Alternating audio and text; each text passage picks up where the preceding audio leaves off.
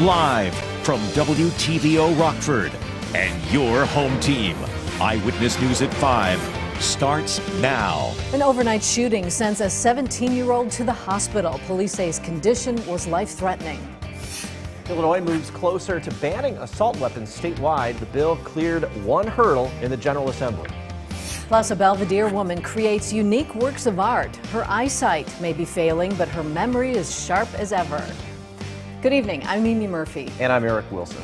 Rockford police are investigating an early morning shooting that left a teenager seriously injured. Officers were called to Irving Avenue just south of Auburn Street around 2 for reports of a shooting victim.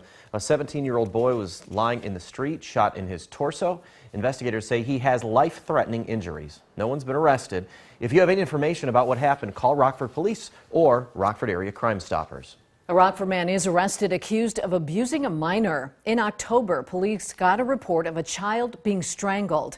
An investigation led them to 61-year-old Ronald Baldwin. He's charged with aggravated battery and strangulation. Officers say the abuse occurred on South Central Avenue to a child under the age of 13. Baldwin was taken into custody on New Year's Eve. Rockford police make a series of arrests, or announce a series of arrests involving violent crimes against kids. The first incident happened back in September. Officers were called to investigate the sexual abuse of a young child. Investigators say Carlos Roldan and the alleged victim knew each other. Police in Cook County arrested the 23-year-old last month. He was brought to the Winnebago County Jail just before the new year. Roldan is charged with aggravated criminal sexual abuse. The second case happened in October. 39-year-old Dallas Held of Michigan is charged with 2 counts of predatory criminal sexual assault. Officers learned the assault allegedly occurred on Craig Hill Road, just south of Harrison Avenue. They say Held and the victim, younger than 13, both knew each other. Police arrested Held in Michigan last month. He was transferred to Winnebago County Wednesday. The assault weapons ban in Illinois heads to the Senate for a vote. The House passed the bill overnight. The original legislation raised the age to own or buy an assault weapon to 21 for most people. But changes to the bill that passed keep the age to buy a gun at 18 with parental consent. Democrats celebrated the bill's passage, but Republicans promised legal action. All the gun control laws in the world will not fix the cultural and economic issues that drive the violence. These are weapons that belong on a battlefield, not at parades celebrating our country's independence, or at parks, or at schools. One House Republican voted for the ban, outgoing Minority Leader Jim Durkin. We could soon see the Illinois Senate vote on a bill protecting abortion providers and out-of-state patients. The House passed the proposal to do that last night. Its main focus is on protecting abortion rights in the state. The Patients and Providers Protection Act would shield from legal trouble abortion providers and anyone from out of state seeking one. People also wouldn't be required to report they received abortion care in their home states. Planned Parenthood of Illinois backs the bill. Republicans strongly oppose the idea. This goes far beyond and is way out of step with what a majority of Illinoisans think is appropriate restrictions. We want to make sure that Illinois is a haven for people, that not just our rights are protected, but also that the people who are providing the care, the people who are accessing the care are protected. The bill also requires state insurance to cover basic gender-affirming medication. It does not include any language about covering any other gender therapies, drugs, or procedures. The Senate returns Sunday. Senators could possibly vote then on this bill and the assault weapons ban. A local woman uses her talent to share some of her favorite places and things. Our Nicole Delgado spent the day with her in Belvidere. And Nicole, a disability makes her process more difficult. That's right, Eric and Mimi. 88-year-old Anselma Castro is completely blind in her left eye and partially in her right. But she says that hasn't stopped her from making painting a part of her life.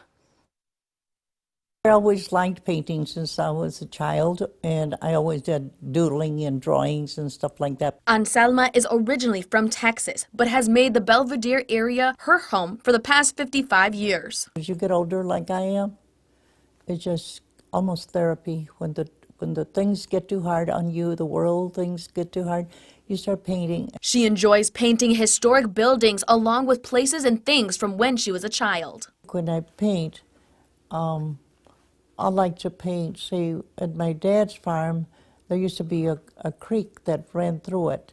And the places that are there is like, I want to show them where I come from, or things that meant something to me as a child.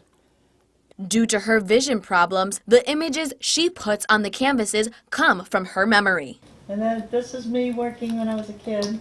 I was about 12 years old here. And I did this one from kind of memory.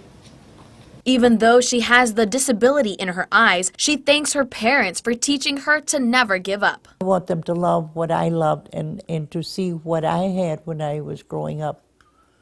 I do encourage, especially the elderly that don't have anything, they think they don't have anything to live for. Anselma hopes to encourage others that old people can still have fun, and if you put your mind to it, they would be amazed on what they can still do and accomplish. Eric, Mimi? Thanks, Nikel. Do you have a Mega Millions lottery ticket yet? It's another huge jackpot for tonight's drawing. We're talking just under $1 billion. The jackpot right now is $940 million. If you take the cash option, as most players do, that payout would be about $483.5 million. The drawing's at 10. We'll have the numbers for you on our newscast not long after that. Democratic members of the U.S. House and even some Republicans worry that the chaotic speaker elections could foreshadow possible dysfunction in the House over the next 2 years under Republican control. Coming up, it comes as Kevin McCarthy picks up some votes, but is still short of becoming Speaker. The clouds are finally going to fade away a little bit tonight, but how long will those clear skies and the sunshine last? Find out my full forecast coming up in just a few minutes. You're watching Eyewitness News, your home team with Eric Wilson, Mimi Murphy, Scott Leber, and meteorologist Jordan Wolf.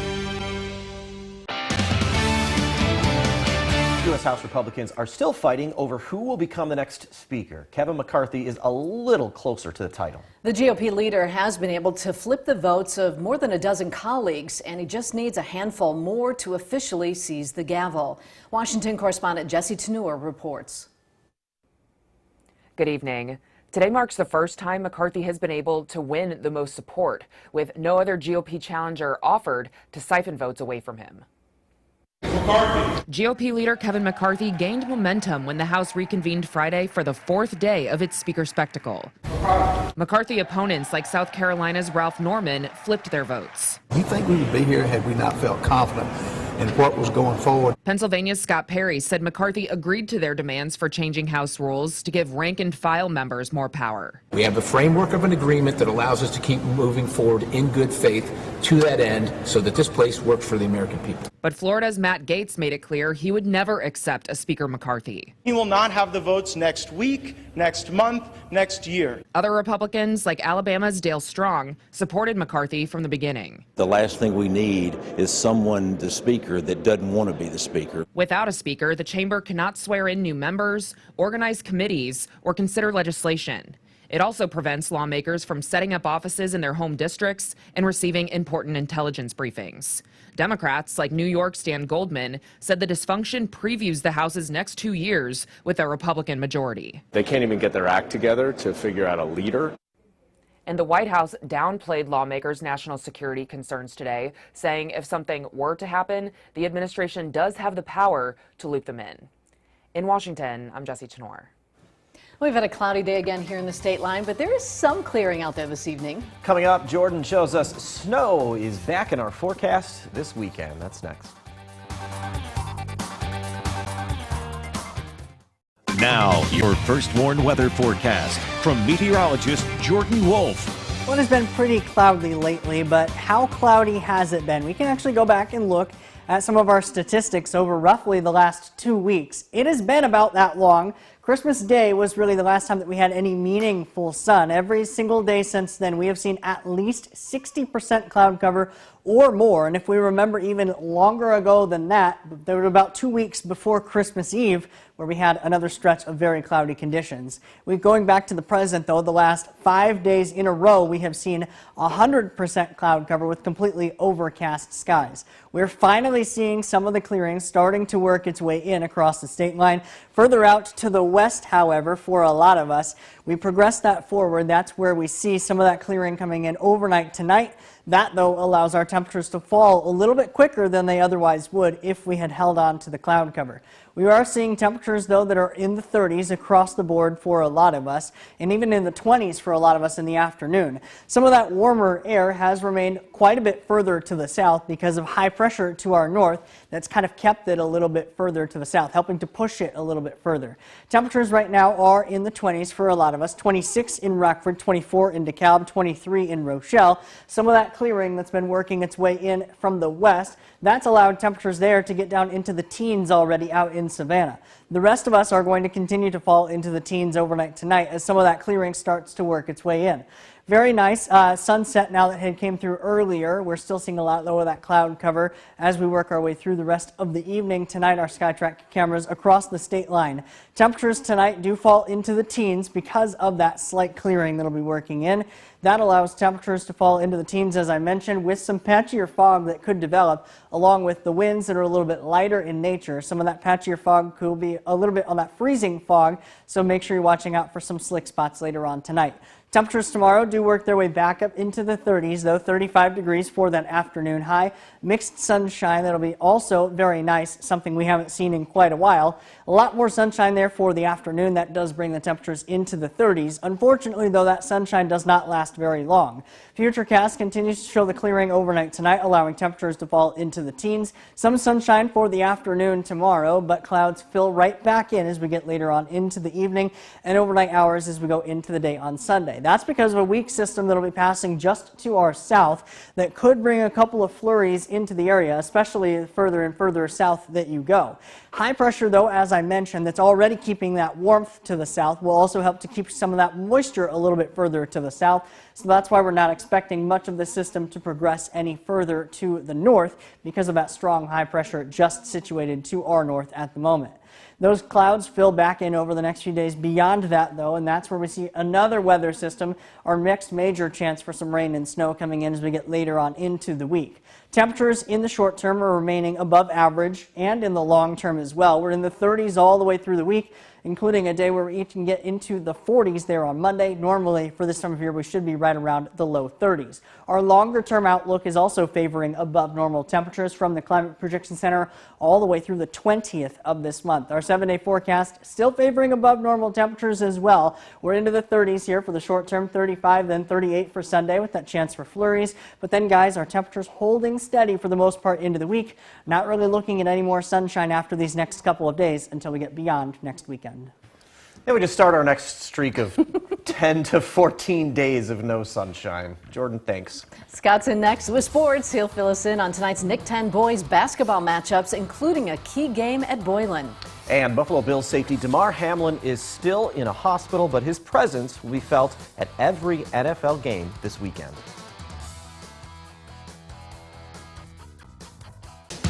Now sports with sports director Scott Leber.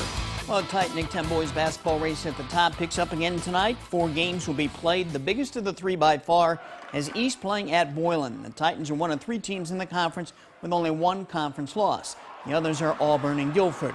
And the E-Rabs have rebounded from some injuries and suspensions. They won their last 2 conference games before the holiday break, including a win over Guilford. E-Rab's conference record is 4-3. They need to keep winning to stay in the thick of this race. The other 3 games tonight in the Nick 10 will be Hononegah at Auburn, Freeport at Belvidere North, and Harlem at Jefferson. Guilford and Belvidere played last night, so they are off tonight. In the Big Northern Conference, undefeated Rockford Christian will play at Oregon. Lutheran heads to North Boone. Byron will play at Rock Falls. Dixon is a non-conference game at South Beloit. Reagan Holgate and I will have highlights tonight on Overtime. We'll also be joined by Pecatonica head coach Bobby Heisler, and we'll see how the Harlem girls team is remembering and honoring a former teammate. That's at 11 o'clock tonight on Fox 39. The Bulls will play another beast from the East tonight, the 76ers. Joel Embiid is averaging more than 33 points per game for Philly. James Harden has been playing like the old James Harden of late. The NFL's AFC Championship game just might be played at a neutral site come playoff time. The team owners have approved a proposal to do just that if the Bills and the Bengals meet in the championship game. That's all because their game last Monday night was suspended and it won't be completed, leaving AFC teams with an unequal number of games played. And if the Bengals and Ravens get paired up in a wild card game, a coin flip could determine which team hosts that game. The Bengals were the one team that voted against these possibilities. NFL teams are going to be showing a lot of love for Bills safety Damar Hamlin Sunday. The Bills tweeted out these photos of patches with Hamlin's number 3 that they're going to be wearing Sunday. Other NFL teams will have an announcement of support for Hamlin before the national anthem. They'll also be painting Hamlin's number on their fields. And during warm-ups, players will be wearing shirts that say, "Love for Damar 3." Well, the Bears seemed to hit bottom last week with their loss to the Lions, so they're trying to find motivation for this Sunday's final game against the Vikings. Guys still take a lot of pride in their work, so my mindset hasn't changed, regardless of the situation. Near the end of the season, people are beat up and stuff like that, but every week, no matter what the record is or what it looks like in the season, we got to win every game we can play. That's sports. We'll be right back. Jordan will have another look at weather in just a moment. First, Chris Cuomo and Ashley Banfield have a News Nation preview. Tonight on my show on News Nation. Do the Idaho University murders warrant the death penalty? Let's discuss tonight with the parents of one of the victims. Also, defense attorney Mark Garrigus on what that case would look like. And was this suspect the man Kaylee Gonsalves believed was stalking her? Coming up tonight on the show. Tonight on Banfield. Bombshell in the Idaho murder case. Who is behind the mysterious Facebook post about a missing knife sheath exactly 1 month before the arrest of Brian Koberger? Was the alleged killer taunting us online? That's tonight on Banfield on News Nation. That is all coming up on the cable and satellite stations you see here. You can also head to newsnation.com. We've had quite a cloudy stretch as of late. It's been quite almost 2 weeks since we've actually seen any meaningful sunshine. Clearing skies, though, this evening will not directly lead to sunshine. They're on the First Warn Interactive Radar from Rockford Auto Glass and more, but we will get some of that sunshine during the day tomorrow. We do have a chance for some patchier fog to develop overnight tonight. Then we're into the 30s for tomorrow afternoon. A chance for some flurries, mainly to the south of the viewing area on Sunday. Temperatures remaining in the 30s and another chance coming in late next week. All right, thanks, Jordan. And thank you for spending some of your time with us. Stay safe.